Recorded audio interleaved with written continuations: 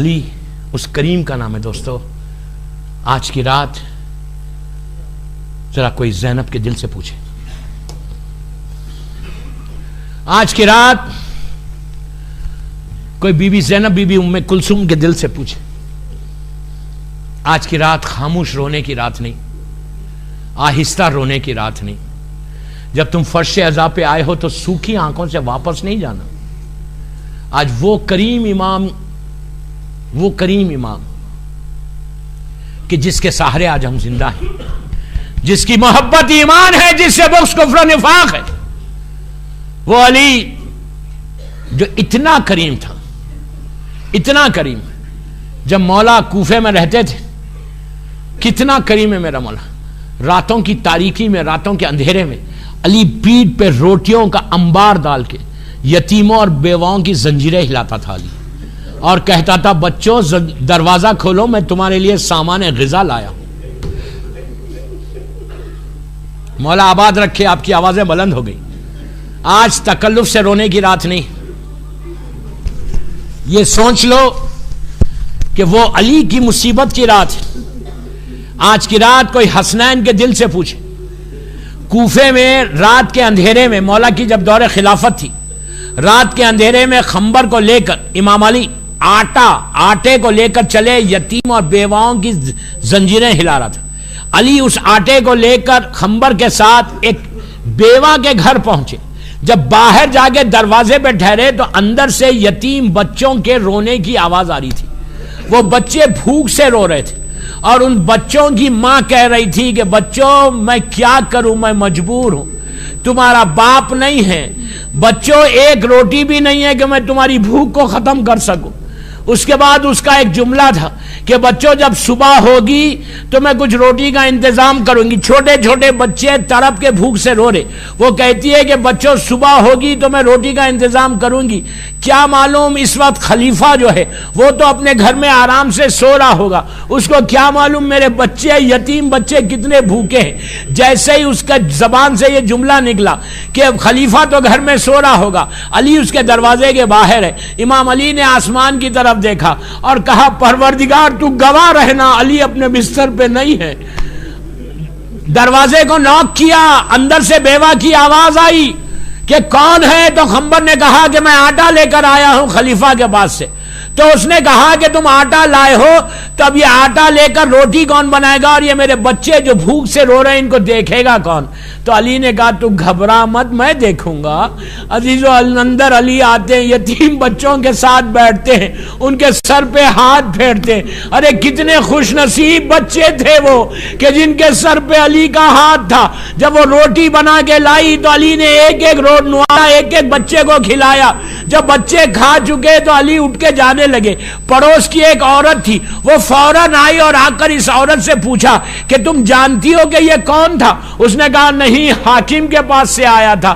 تو اس نے کہا, وہ پڑوس کی عورت نے, کہ یہ حاکم کے پاس سے نہیں آیا تھا, یہ خود حاکم علی تھا. عزیزو وہ رونے لگی کہ مولا آپ میرے گھر آ گئے. ایسا کریم امام.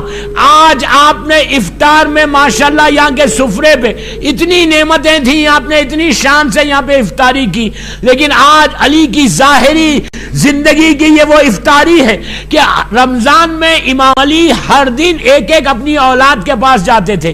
اور 18 رمضان کو میرا مولا شہزادی ام کلثوم اپنی چھوٹی بیٹی کے پاس افطار پہ تھا.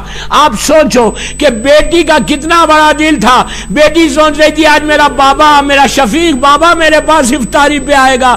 جب مولا آئے افطاری کے لیے تو بی بی ام کلثوم نے دسترخوان سفرہ بچھایا اور لا کر پہلے دودھ رکھا, پھر نمک رکھا. علی دسترخوان پر آئے اور آ کر کہا کہ بیٹی ایک چیز کو ہٹا لے. کبھی تو نے دیکھا تیرا باپ ایک ساتھ 2 چیزوں کو کھایا؟ بیٹی نے نمک ہٹانا چاہا تو امام علی نے کہا نہیں بیٹی دودھ کو ہٹا لے. آج کی رات میں نے مجلس ختم کر دی دوستو. آج کی رات میرے مولا نے نمک کے ساتھ افطاری کی. آج کی رات اپنی چھوٹی بیٹی کے پاس تھے.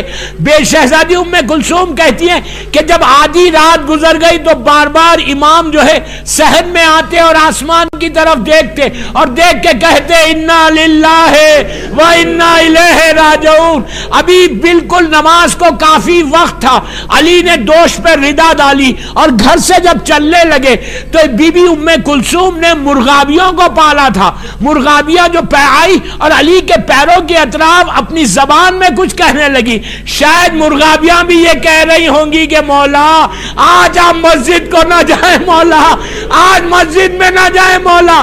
علی نے ان مرغابیوں کے سر پہ ہاتھ پھیرا اور بی بی ام کلثوم سے کہا کہ بیٹی اگر ان کی غذا کا انتظام نہ ہو تو ان کو آزاد کر دو۔ امام علی گھر سے نکلے، مسجد میں آئے، سب ظالمین سو رہے تھے، علی نے سب کو اٹھایا، اس ظالم ابن ملجم کو بھی نماز کے لیے اٹھایا۔ علی یہ برداشت نہیں کرتا کہ علی کی حکومت میں کوئی بے نمازی رہے۔ بس دوستو، رات میں علی نے عبادت کی، جب نماز فجر کا وقت آیا، آج امام علی خود مسجد کوفہ کے گلستان پہ آئے اور آ کے کہا اللہ اکبر۔ آج کی اذان علی نے دی، جیسے ہی اللہ اکبر کہا، کوفے کے یتیم بچے، کوفے کی بیوہ عورتیں ہاتھوں کو اٹھا کے دعا دے رہے تھے کہ پروردگار اس آواز کو قائم رکھنا، یہ وہی ہے جو ہم کو روٹی دیتا ہے۔ بس دوستو، اذان کے بعد مولا مصلی پہ آئے اور صفیں بننے لگی، بس علی نے نماز شروع کی، ظالم ابن ملجم بھی پیچھے آگے ٹھہر گیا۔ علی نے سورہ الحمد کی تلاوت کی، پھر دوسرے سورے کی تلاوت کی، رکوع میں گئے اور کہا سبحان ربی العظیم و بحمدہ، کھڑے ہوئے سب اللہ کہہ کر۔ بس دوستو، جب پہلے سجدے میں علی گئے اور کہا سبحان ربی العلی و بحمدہ، ابن ملجم نے وہ سر پہ ضربت ماری، علی نے دونوں ہاتھوں سے سر کو پکڑ لیا اور کہا فستا میں رب الکعبہ، علی کے کانیوں سے خون بہنے لگا۔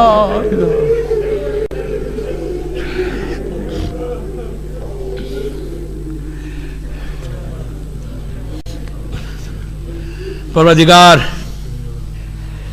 میرے مولا کا نام پہ، میرے مولا علی کے نام پہ ہماری اس مجلس کو قبول کر لے۔